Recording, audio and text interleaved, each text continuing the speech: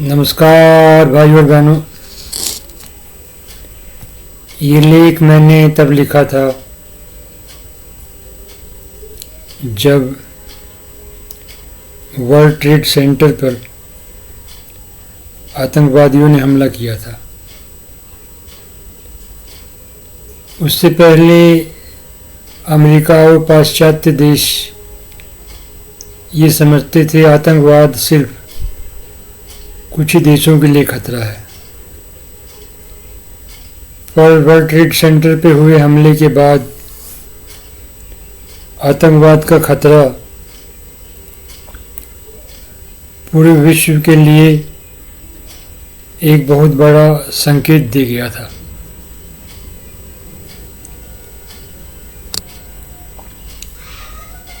तब अमेरिका और यूरोपीय देश आतंकवाद के प्रति और उसके खतरे के प्रति काफ़ी जागरूक हो गए थे और उन्होंने अपनी बहुत सारी नीतियां पूरी तरह से बदल ली।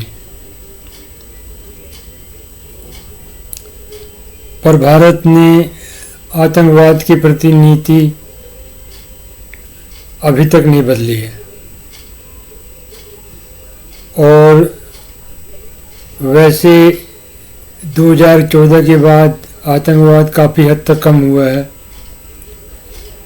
पर अभी भी आतंकवाद के प्रति एक गंभीर और दूरदर्शी योजना सरकार के द्वारा नहीं बनाई गई है, जो कि बहुत ही खतरनाक बात है। वैसे जिहादी आतंकवाद के खतरे के प्रति स्वामी दयानंद सरस्वती ने 150 साल पहले ही आगाह कर दिया था। उन्होंने अपनी पुस्तक सत्यार्थ प्रकाश में इस खतरे के प्रति बहुत ही विस्तार से लिखा था। जब भारत में जिहादियों का शासन था तो उन्होंने सारे मंदिरों को तोड़ दिया था और भारत के सारे विद्या केंद्रों को नष्ट कर दिया था और इतने वर्षों बाद जिहादी आतंकवाद को झेलने के बाद भी भारतीय समाज जिहादी आतंकवाद के प्रति गंभीर नहीं है। यह है एक बहुत बड़ी अज्ञानता का प्रतीक है। इस अज्ञानता को दूर करना बहुत जरूरी है।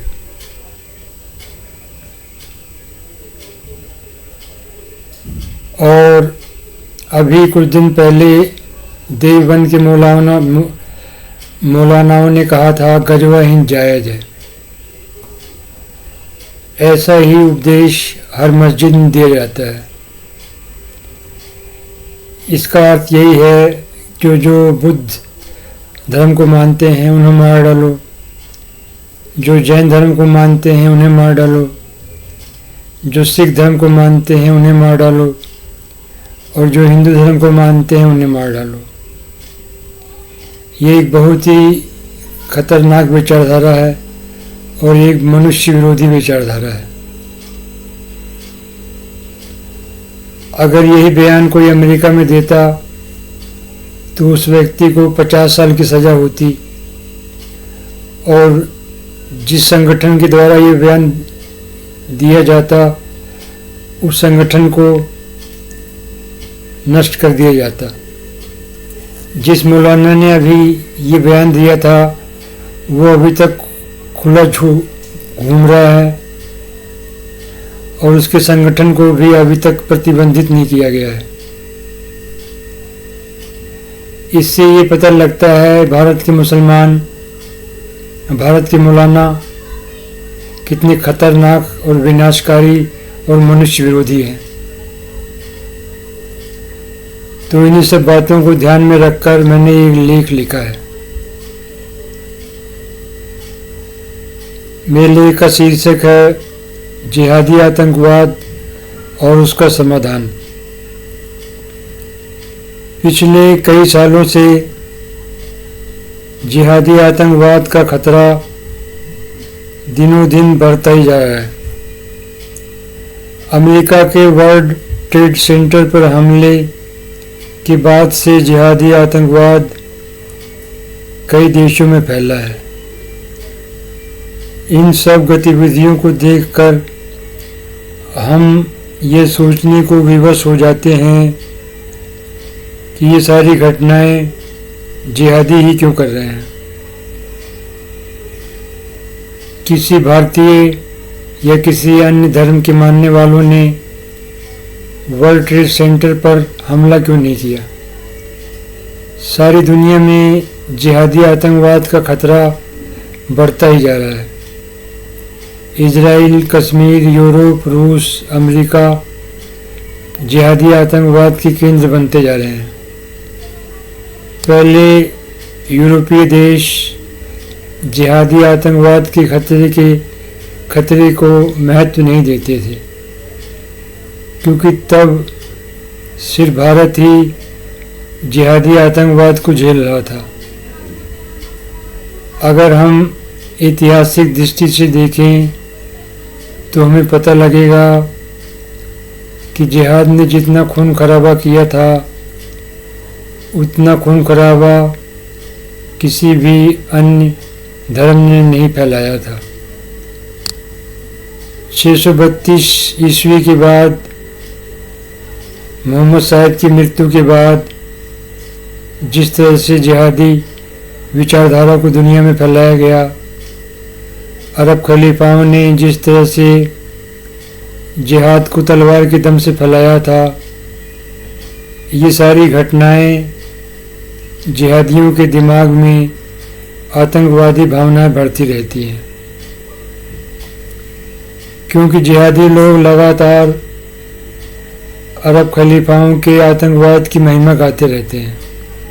काफिर, जजिया, जिहाद, दारुल इस्लाम और दारुल हरब की अवधारणाएं जिहादियों के दिमाग में अन्य धर्मों के प्रति नफरत की भावनाएं भरती रहती हैं।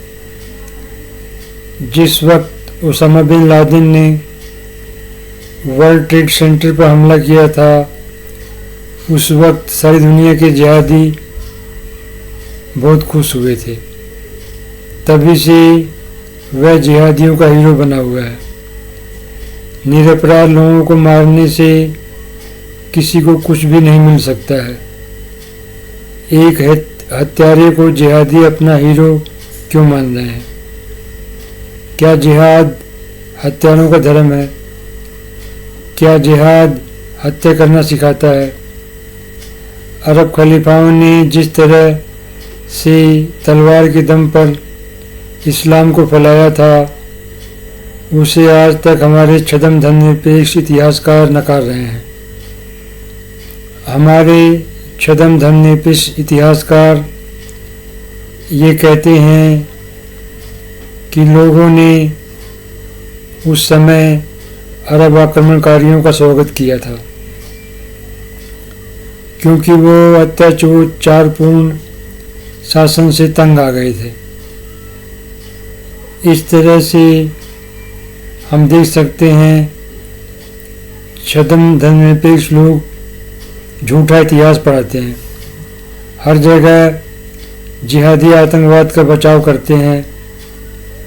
जिहादी आतंकवाद का भयानक चेहरा सारी दुनिया में प्रकट हो चुका है, लेकिन फिर भी छद्म धर्मनिरपेक्ष लोग अपनी मूर्खता से बाज नहीं आ रहे हैं। एक दिन लोग जागेंगे और छद्म धर्मनिरपेक्ष लोगों के जाल को काट डालेंगे। कुछ जिहादी लोगों ने वक्फ एक्ट के माध्यम से भारत की भूमि पर कब्जा करने की योजना बना ली है। वक्फ एक्ट को कांग्रेस पार्टी ही लाई थी। 2014 में ही वक्फ एक्ट को समाप्त कर देना चाहिए था, पर आज 2024 चल रहा है, पर अभी तक ये कानून चल रहा है, जो कि बहुत ही खतरनाक है। भारतीय समाज में शत्रुबोध का अभाव है। अधिकांश भारतीयों को ये पता ही नहीं है कि उनका शत्रु कौन है। जिहादी आतंकवाद के बारे में अधिकांश भारतीयों को कुछ पता ही नहीं है। बहुत से जिहादी मानसिकता के लोग वैज्ञानिक हैं, डॉक्टर हैं, इंजीनियर हैं, आईएएस हैं, आईपीएस हैं, उद्योगपति हैं, विधायक हैं, सांसद हैं और मंत्री हैं और पहले मुख्यमंत्री भी थे जम्मू कश्मीर के। वर्तमान केंद्र सरकार भी जिहादी आतंकवाद के प्रति अनजान है। ये बहुत ही मूर्खतापूर्ण अवस्था है। जिहादी लोगों ने ना तो 2014 में मोदी को वोट दिया और ना ही 2019 में उन्होंने मोदी को वोट दिया। इसी तरह 2024 में भी उन्होंने मोदी को वोट नहीं दिया, बल्कि जिहादी लोगों ने मोदी को हराने में अपनी पूरी शक्ति लगा दी। पर फिर भी मोदी जी जिहादी लोगों को समझ नहीं पा रहे हैं। आज़ादी से पहले जिहादी लोगों ने जिन्ना का समर्थन किया था। स्वतंत्रता के समय जिहादी लोगों ने भारत में दंगा फैलाया और लाखों लोगों को मार दिया तथा बहुत से लोगों को बेघर बार कर दिया। जिहादी लोगों ने एक नया देश पाकिस्तान बनाया, पर यह देश आज पूरी तरह से समाप्त हो चुका है। मोदी सरकार के पास जिहादी आतंकवाद से निपटने की कोई भी व्यवहारिक योजना नहीं है। जिहादी आतंकवाद का ठीक समाधान स्वामी दयानंद सरस्वती ने दिया था, अर्थात जिहादी लोगों का शुद्धिकरण। आज से 150 साल पहले जो समाधान एक ऋषि ने बता दिया था, वह समाधान आज मोदी सरकार की समझ में नहीं आ रहा है। जातिवाद को विकास और जागरूकता से नष्ट किया जा सकता है। जातिवाद से भी जिहादी आतंकवाद बढ़ता है। जातिवाद से बहुत सी समस्याएं समाज में फैल जाती हैं। भारत के विकास में जातिवाद बहुत बड़ा बाधक बना हुआ था। जिहादी आतंकवाद ने अपना रूप बदल लिया है। यह अब कई तरह से कई रूपों में भारत पर हमला कर रहा है। इन सब से हमें सावधान रहना चाहिए। जिहादी आतंकवाद को जागरूकता, साक्षरता और विकास से नष्ट किया जा सकता है। भारत में जिहादी लोगों ने अपना विनाशकारी लक्ष्य निर्धारित कर लिया है और उसे हम जागरूकता, साक्षरता और विकास से नष्ट कर सकते हैं। तो इस तरह भाइयों और बहनों, मेरा ये लेख समाप्त होता है। अगर आपको मेरा ये वीडियो पसंद आया हो, कृपया मेरे चैनल को सब्सक्राइब कर लें। मेरे वीडियो को देखने के लिए आपका बहुत बहुत धन्यवाद। वंदे मातरम। नमस्कार। भारत माता की जय। भारत अमर रहे, भारत के लोग अमर रहे, भारत विकास करता रहे, भारत आगे बढ़ता रहे। नमस्कार।